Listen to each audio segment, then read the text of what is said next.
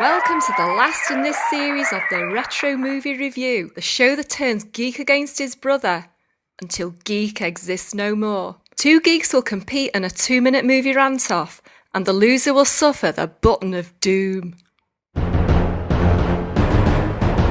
So now it's time to bring out the geeks. Geek number 1 is Clive. And geek number 2 is Chris. And they'll be ranting to avoid something like this. And this.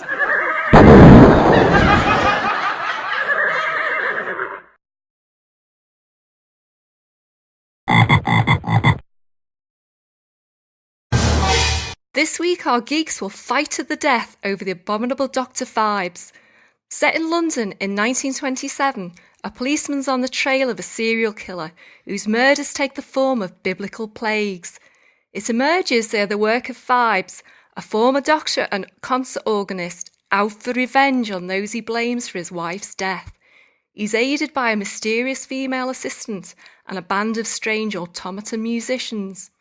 Released in 1971, this British horror movie was directed by Robert Fust and stars Vincent Price as Phibes, future Bond girl Virginia North, and Joseph Cotton, who was in The Third Man.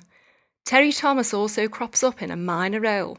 Ding dong. Clive will be ranting in favour of the abominable Dr. Phibes, so he's up first. Are you ready, geeks? Yes. Yes. Your 2-minute rant starts now. No one does camp horror like Vincent Price, and his fantastically over-the-top performance in The Abominable Dr. Phibes is a genuine tour de force. He's both incredibly funny and sadistically creepy. That, plus the trippy Art Deco sets and bizarre costumes, have made this one of the most influential British horror movies ever. But it's Price who steals the show. The Abominable Dr. Phibes really is abominable. Shoddy and cheap, but sadly not nasty. It has terrible special effects and shaky camera work.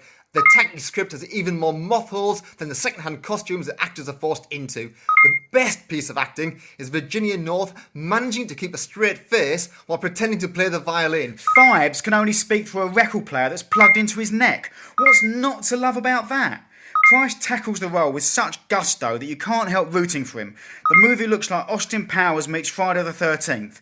It's great fun, but there are some genuinely harrowing moments too, particularly at the masked ball and the horrifying climax. It shouldn't be fun, it's a horror movie. It's supposed to be frightening, and it never is. It's just a depressing parade of low-budget effects. Toy planes, men in plastic masks pretending to be puppets, polystyrene snowflakes, bats on fishing lines, a plague of 8 rats, or possibly just the one rat, and some really clever camera tricks made me count at 8 times. Who cares about the budget when you've got the ideas and the talent? A small budget didn't stop Blair Witch or Paranormal Activity from being as scary as hell, and it hasn't stopped Phibes from being ripped off countless times. Seven's themed murders are straight out of Phibes, and the Saw movies based a whole franchise on it, but neither even attempted the original sense of humour or matched the pathos of its central character. The same way Phibes has nicked its central character from Phantom of the Opera. This film asks the audience to not only suspend their sense of disbelief, but to suspend their will to live as well. This film insults the audience with its tackery. Who knows how they managed to persuade anyone to make a sequel? And don't get me started on the unicorn or the frog's head.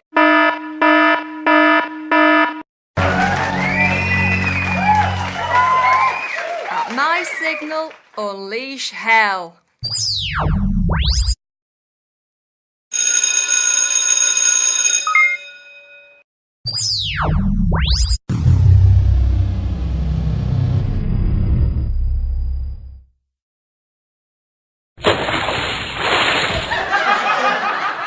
You're joking, aren't you?